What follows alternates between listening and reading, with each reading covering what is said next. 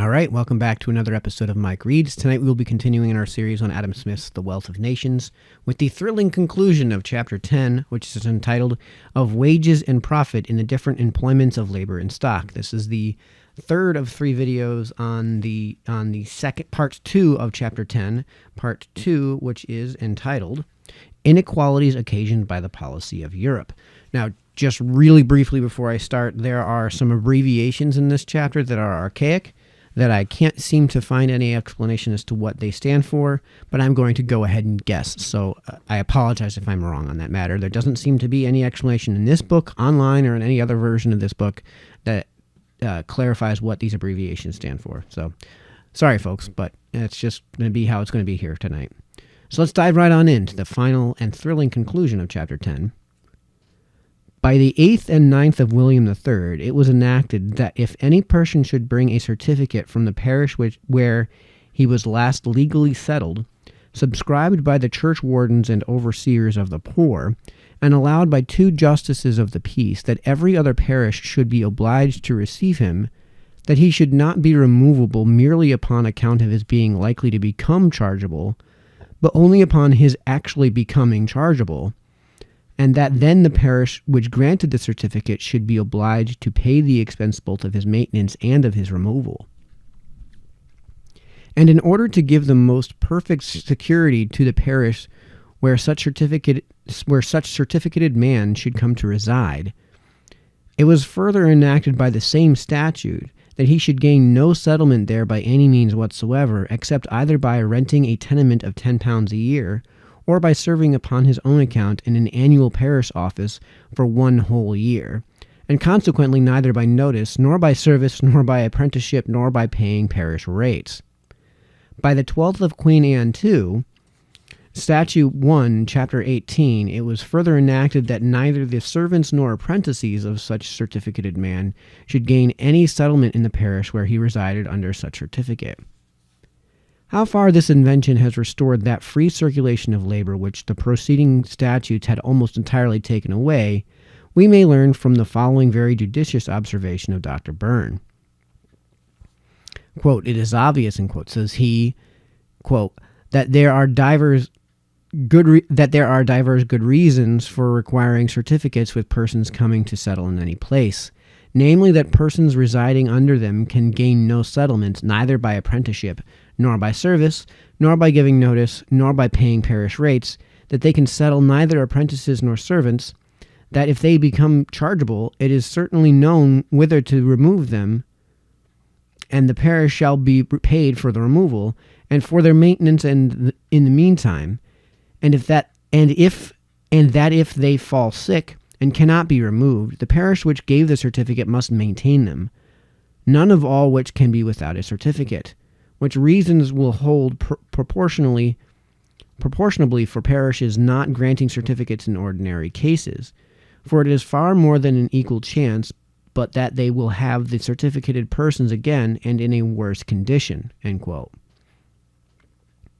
The moral of this observation seems to be that certificates ought always to be required by the parish where any poor man comes to reside, and that they ought to very seldom be granted by that which he proposes to leave. There is somewhat of hardship in this matter of certificates, says the same very intelligent author in his History of the Poor Laws, quote, "by putting it in the power of the parish officer to imprison a man as it were for life, however inconvenient it may be for him to continue at that place where he has had the misfortune to acquire what is called a settlement, or where advantage he may propose to himself by living elsewhere." End quote. Though a certificate carries along with it no testimonial of good behavior, and certifies nothing but that the person belongs to the parish which he really does belong, it is altogether discretionary in the parish officers either to grant or to refuse it. A mandamus was once moved for, says Dr. Byrne, to compel the church wardens and overseers to sign a certificate. But the Court of King's Bench rejected the motion as a very strange attempt. The very unequal price of labor which we frequently find in England in places at no great distance from one another is probably owing to the obstruction which the law of settlements gives to a poor man who would carry his industry from one parish to another without a certificate. A single man, indeed, who is healthy and industrious, may sometimes reside by sufferance without one, but a man with a wife and family who should attempt to do so would in most parishes be sure of being removed, and if the single man should afterwards marry, he would generally be removed likewise. The scarcity of hands in one parish, therefore, cannot always be relieved by their superabundance in another, as it is constantly in Scotland, and, I believe, in all other countries where there is no difficulty of settlement. In such countries, though wages may sometimes rise a little in the neighborhood of a great town, or wherever else there is an extraordinary demand for labor, and sink gradually as the distance from such places increases, till they fall back to the common rate of the country, yet we never meet with those sudden and unaccountable differences in the wages of neighboring places which we sometimes find in England, where it is often more difficult for a poor man to pass the artificial boundary of a parish than an arm of the sea or a ridge of high mountains, natural boundaries which sometimes separate very distinctly different rates of wages in other countries. To remove a man who has committed no misdemeanor from the parish where he chooses to reside, it is an evident violation of natural liberty and justice. The common people of England, however, so jealous of their liberty, but like the common people of most other countries never rightly understanding wherein it consists, have now for more than a century together suffered themselves to be exposed to this oppression without a remedy. Though men of reflection, too, have sometimes complained of the law of settlements as a public grievance, yet it has never been the object of any general popular clamor, such as that against general warrants, an abusive practice undoubtedly, but such a one as was not likely to occasion any general oppression.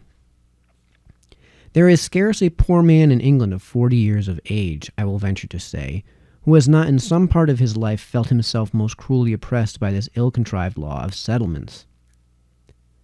I shall conclude this long chapter with observing that although anciently it was usual to rate wages, first by general laws extending over the whole kingdom, and afterwards by particular orders of the justices of peace in every particular county, both these practices have now gone entirely into disuse. By the experience of above 400 years, says Dr. Byrne, quote, it seems time to lay aside all endeavors to bring under strict regulation.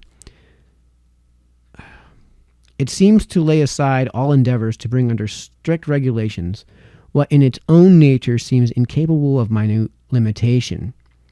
For if all persons in the same kind of work were to receive equal wages, there would be no emulation and no room left for industry or ingenuity. End quote. Particular acts of Parliament, however, still attempt sometimes to regulate wages in particular trades and in particular places. Thus, the 8th of George III prohibits under heavy penalties all master tailors in London and 5 miles round it from giving, and their workmen from accepting, more than 2 shillings and 7 pence halfpenny a day, except in the case of a general mourning. Whenever the legislature attempts to regulate the differences between masters and their workmen, its counselors are always the masters. When the regulation, therefore, is in favor of the workmen, it is always just and equitable, but it is sometimes otherwise when in favor of the masters. Thus the law which obliges the masters in several different trades to pay their workmen in money and not in goods is quite just and equitable. It imposes no real hardship upon the masters. It only obliges them to pay that value in money which they pretended to pay, but did not always really pay in goods. This law is in favor of the workmen, but the 8th of George III is in favor of the masters. When masters combine together in order to reduce the wages of their workmen, they commonly enter into a private bond or agreement not to give more than a certain wage under a certain penalty. Were the workmen to enter into a contrary combination of the same kind, not to accept of a certain wage under a certain penalty, the law would punish them very severely, and if it dealt impartially, it would treat the masters in the same manner. But the 8th of George III enforces by law that very regulation which masters sometimes attempt to establish by such combinations. The complaint of the workman, that it puts the ablest and most industrious upon the same footing with an ordinary workman, seems perfectly well-founded. In ancient times, too, it was usual to attempt to regulate the profits of merchants and other dealers by rating the price both of provisions and other goods. The assize of bread is, so far as I know, the only remnant of this ancient usage. Where there is an exclusive corporation, it may perhaps be proper to regulate the price of the first necessary of life. But where there is none, the competition will regulate it much better than any assize. The method of fixing the assize of bread established by the 31st of George II could not be put in practice in Scotland on account of a defect in the law, its execution depending upon the office of clerk the office of clerk of the market, which does not exist there. This defect was not remedied till the 3rd of George III. The want of an assize occasioned no sensible inconveniency, and the establishment of one in the few places where it has yet taken place has produced no sensible advantage. In the greater part of the towns of Scotland, however, there is an incorporation of bakers who claim exclusive privileges, though they are not very strictly guarded. The proportion between the different rates of both wages and profit in the different employments of labor and stock seems not to be much affected, as has already been observed, by the riches or poverty in the advancing, stationary, or declining state of society. Such revolutions in the public welfare, though they affect the general rates of both wages and profit, must in the end affect them equally in all different employments. The proportion between them, therefore, must remain the same, and cannot well be altered, at least for any considerable time, by any such revolutions.